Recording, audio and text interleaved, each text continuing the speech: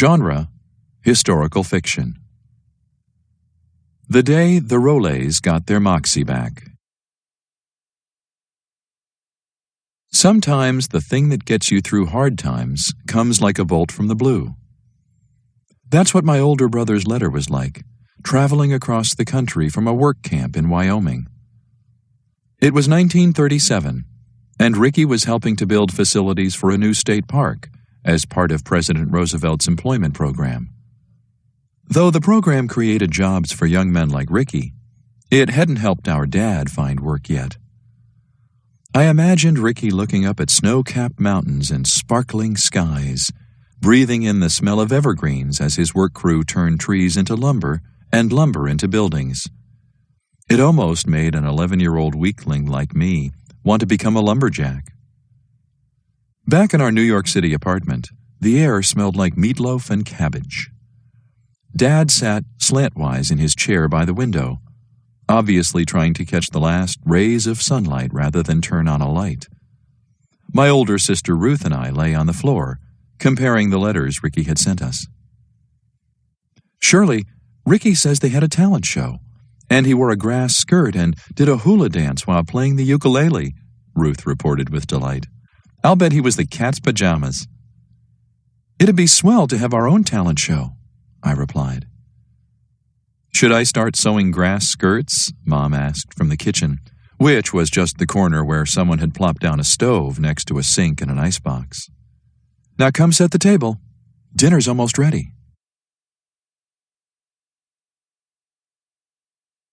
Dad stayed where he was, sullen and spent.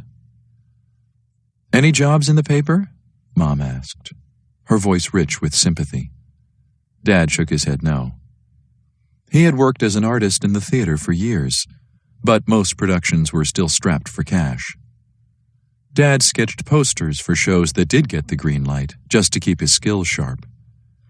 He even designed posters for Rollets Follies, with Ruth and me depicted in watercolor costumes. For dinner, Mom served a baked loaf of whatever ingredients she had that worked well together. From the reddish color, I could assume that she had snuck in beets. "I guarantee you'll like these beets," she said, reading my frown. "It's beetloaf, the meatless meatloaf," she sang as she served up slices. Ruth fidgeted in her seat, still excited about the talent show. Though calm on the outside, inside I was all a-twitter too. Over the next week, Ruth and I practiced our Hawaiian dance routine. Our parents worried about heating bills as cold weather settled in. One Saturday, my father decided to grin and bear it, and grab some hot coffee at the local soup kitchen, where he hoped to hear about available jobs. Ruth and I begged to go along. Since the kitchen offered donuts and hot chocolate on weekends, he agreed. Most everyone in line was bundled up against the cold. Many of us had to rely on 2 or 3 threadbare layers. Like many other men, Dad bowed his head as if in shame. The line moved slowly. Bored, Ruth began practicing her dance steps. I sang an upbeat tune to give her some music. Around us, downturned hats lifted to reveal frowns becoming smiles. Soon, folks began clapping along. Egged on by the supportive response, Ruth twirled and swayed like there was no tomorrow. "Those girls sure have moxie," someone shouted. "They've got heart, all right," offered another. "Why, they ought to be in pictures." "With performances like that, I'd nominate them for an Academy Award," a woman called out. "Those are my girls," Dad declared, his head held high. Everyone burst into applause.